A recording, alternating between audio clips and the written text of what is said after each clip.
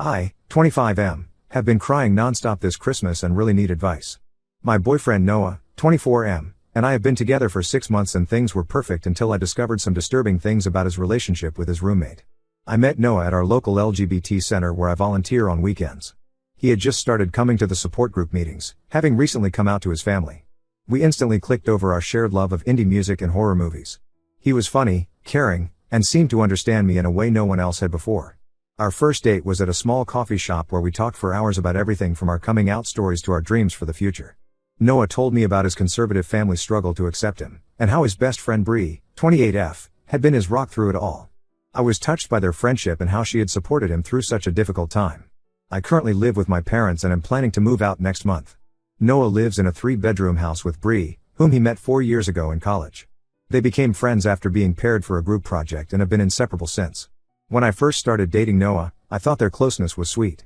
They had inside jokes, cooked meals together, and seemed to have the kind of friendship everyone dreams of. 2 months into our relationship, I stayed over at their house for the first time.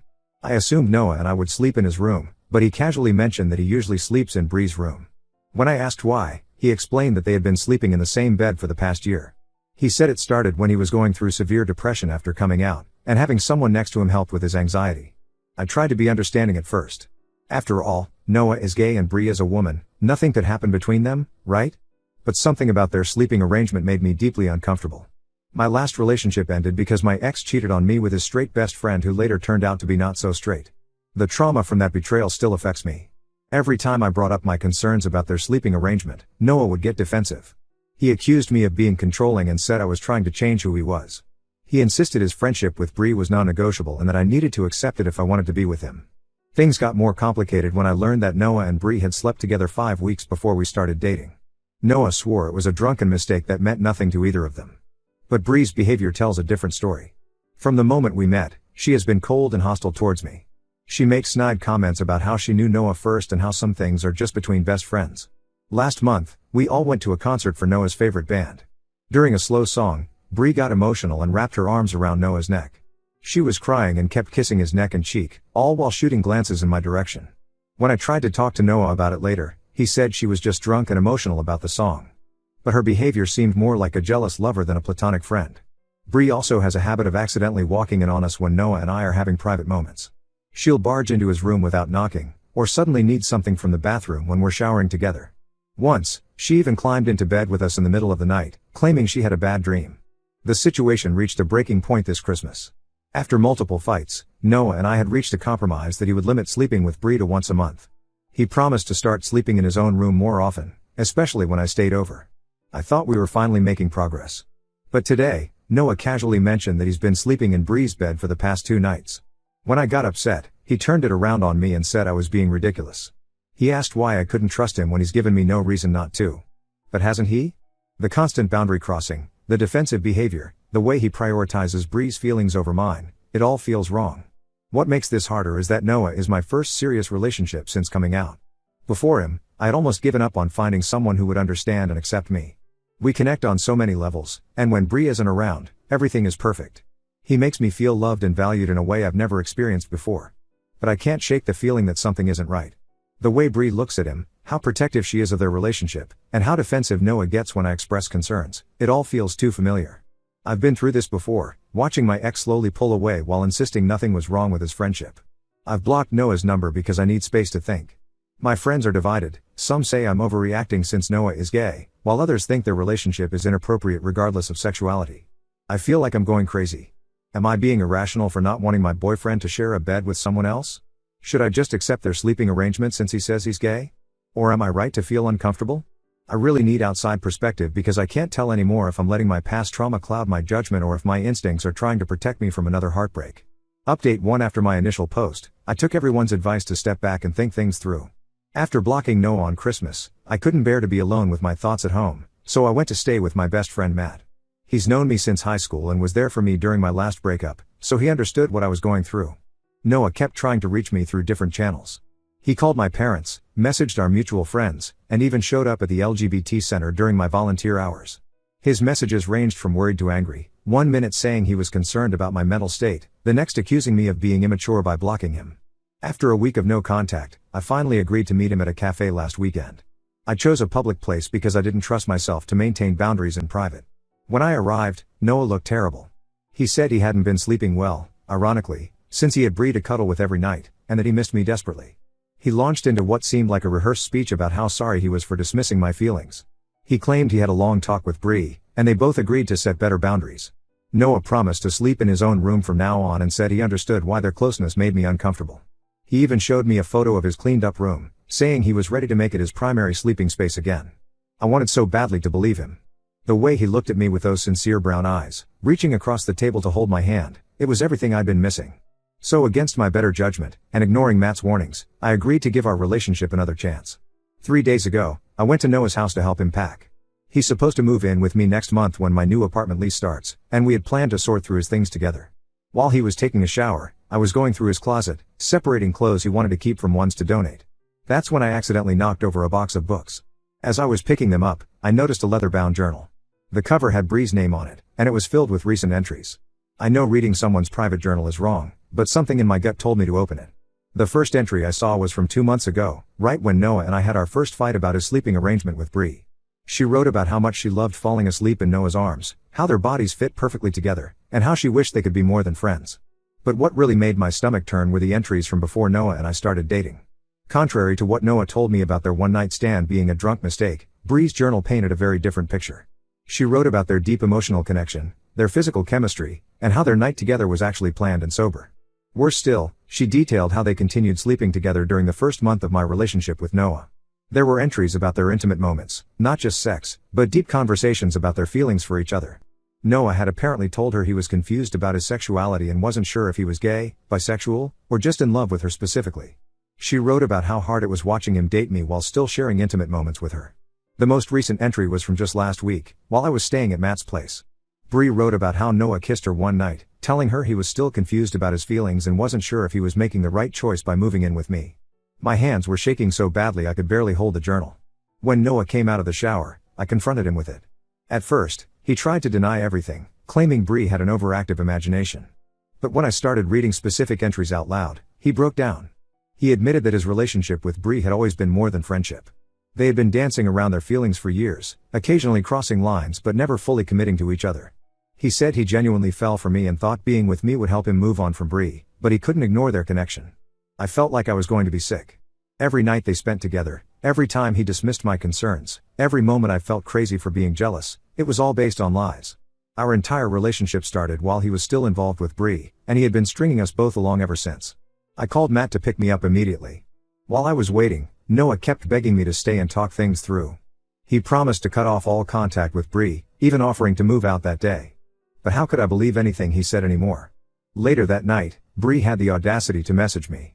She sent this long, self-righteous text about how sorry she was that I found out this way, but that she and Noah had a special connection that existed long before me.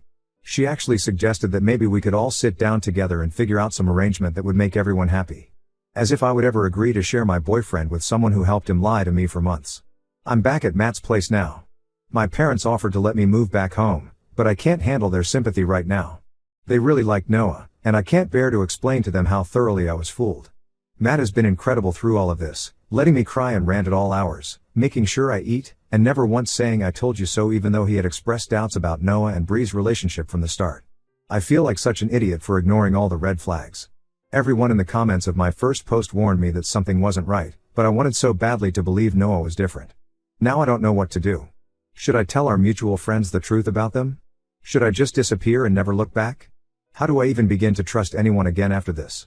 Update 2. After my last update, I realized I couldn't keep their deception to myself anymore. The weight of carrying their secret was eating me up inside.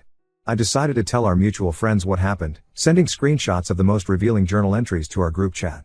The responses were intense and divided.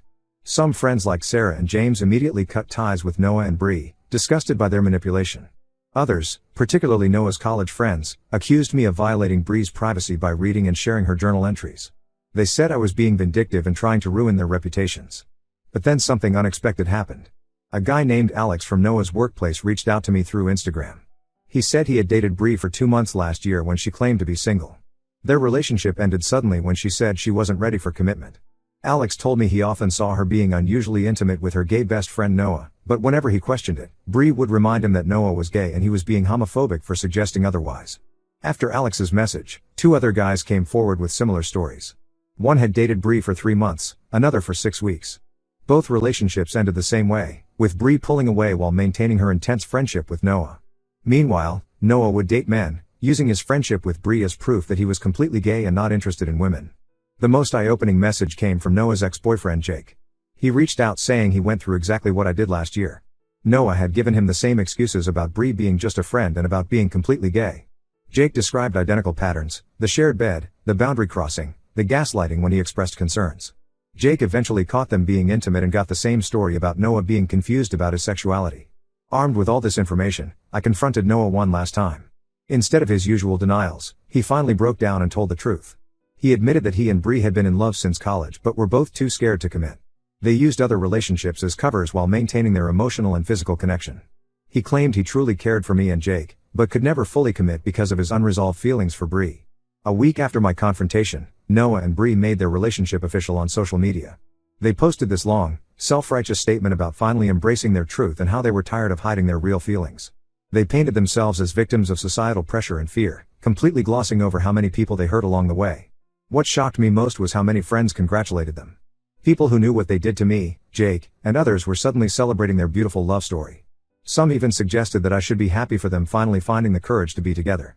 The whole situation has left me questioning everything I thought I knew about relationships and trust. Finding out I wasn't their first victim made me feel less stupid, but also more angry. This wasn't just confusion or mistakes, it was a calculated pattern of manipulation they had perfected over years. I've started looking for my own apartment now. Matt offered to let me stay with him until I find a place, but I need my own space to heal. I've also started attending a different LGBT support group, one where Noah and Bree don't go. It helps to connect with people who understand what it's like to explore your sexuality without manipulating others in the process. Noah still tries to reach out occasionally through mutual friends. He claims he wants to make amends and maintain a friendship. Bree has also tried contacting me, suggesting that we could all be friends now that everything is out in the open. Their lack of remorse is astounding. Some mutual friends keep pressuring me to forgive them, saying they were just scared and confused. But I can't see their behavior as anything but cruel and selfish. They didn't just lie to me, they orchestrated an elaborate deception that they had practiced on multiple people before me. I'm still processing all of this, but at least now I know I'm not crazy. All those instincts I ignored, all those red flags I dismissed, they were trying to warn me about exactly what was happening. I just wish I had listened sooner. Update 3: last week, I had an unexpected encounter with Bree at my regular coffee shop. She spotted me and immediately walked over, looking distressed. She told me she and Noah were having serious problems. According to her, Noah was depressed, constantly talking about me, and regretting his decision to choose her. She suggested that maybe Noah and I could work things out since their relationship wasn't the fairy tale they expected. I simply picked up my coffee and walked away. Later that day, Noah started bombarding me with messages. He said choosing Bree was the biggest mistake of his life and that their relationship was toxic. He claimed he finally realized he was truly gay and that his feelings for Bree were just confusion stemming from their codependency. He begged for another chance, promising things would be different this time. Noah sent long paragraphs about how much he missed me, how he couldn't stop thinking about our plans together, and how empty his life felt without me. He even said he had started therapy to work through his sexuality and attachment issues. Part of me felt a twisted satisfaction seeing their perfect relationship crumble, but mostly I felt nothing. I replied with a single message telling him to never contact me again.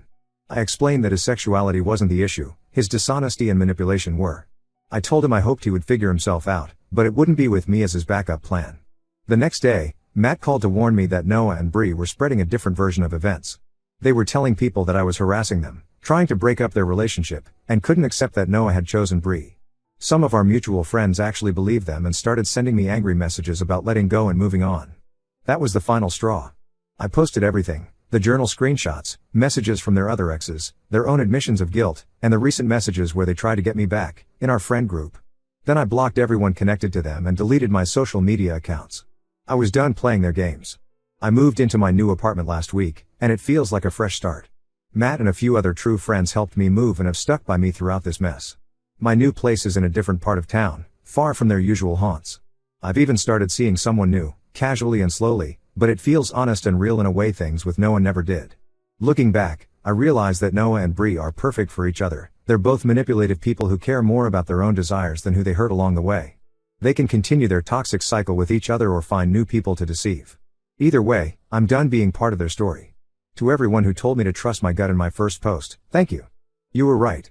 Sometimes the hardest part isn't losing someone you love, it's accepting that they were never who you thought they were in the first place. I'm focusing on building my own life now.